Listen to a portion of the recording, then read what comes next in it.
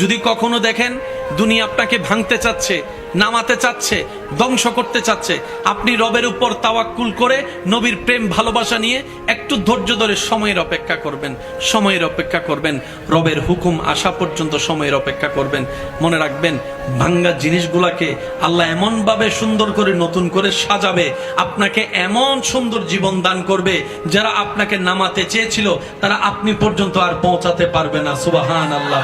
যারা আপনাকে টেনে ধরে নামাতে চেয়েছে তারা অনেক পিছনে পড়ে থাকবে, আপনি রবের রহমত নিয়ে অনেক দূরে এগিয়ে থাকবেন। মনে রাখবেন, শুধু একটু সয়ে যাবেন, একটু ধৈর্য ধরে থাকবেন, একটু সহ্য করে চুপ করে থাকবেন।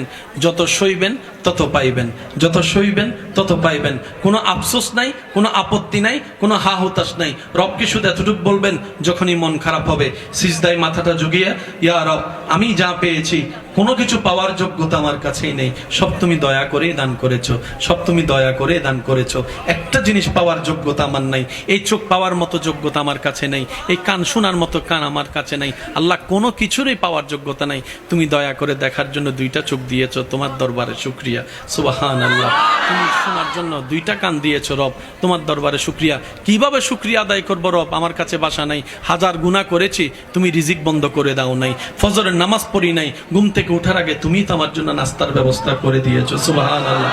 আল্লাহ, এত গুনাহ করেছি, এত নাফরমানি করেছি, তারপরে তুমি বারবার ডেকেছো, বারবার করে ডেকেছো, বারবার করে ডেকেছো। কুল ইয়া ইবাদিয়াল্লাযীনা আসরাফু আলা আনফুসিহিম লা তাকনাতু